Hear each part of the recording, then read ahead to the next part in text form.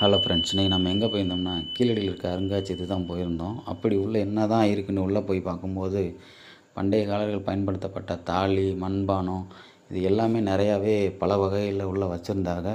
கண்ணாடி கோவையில் பாதுகாப்போடு நல்லாவே இருந்தது. அப்படி உள்ளே சுற்றி பார்த்துக்கிட்டே இருந்தோம். பல வகையிலே வச்சுருந்தாங்க. மண்பானங்களை எப்படி செஞ்சாங்கன்றதை டிஸ்பிளே போட்டு காமிச்சிருந்தாங்க நம்ம எல்லாருக்கும்.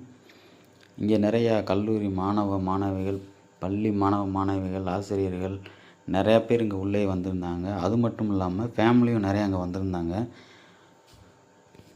நெசவு தொழில் பயன்படுத்தப்பட்ட கிண்ணங்கள், அதில் டிஃப்ரெண்ட் டைப் ஆஃப் நிறையா கிண்ணம்லாம் அங்கே நிறையா இருந்துச்சு. நீங்களே பார்த்துருப்பீங்க. அப்படியே மேலே ஏறி போனால் பல வகையில் பவளமணிகள் நிறையா இருந்துச்சு. அதை பார்த்துட்டு அப்படியே கீழே இறங்கணும்.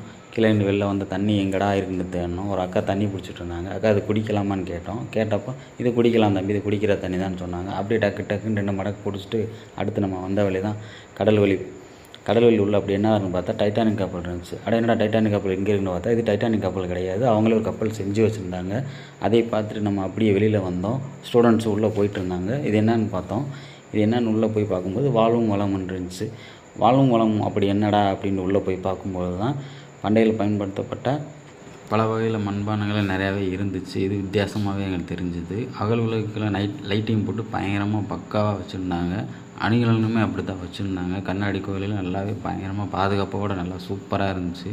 அப்படியே மேலே போய் ஒரு ரவுண்டு பார்த்தா தேக்கு மரத்தில் செஞ்ச மாதிரி எல்லாமே நல்லா உட்டெல்லாம் பயங்கரமாகவே இருந்துச்சு. வெளில வந்து கேண்டீன் என்ன இருக்குன்னு பார்த்தா எனக்கு வெங்காய பஜ்ஜி இருந்தது. வெங்காய பஜ்ஜியை சாப்பிட்டு அப்படி லவக்குன்னு வெளில வந்துட்டோம். அருங்காட்சியக டாடாஸில் அங்கேருந்து நம்ம கிளம்பிட்டோம்.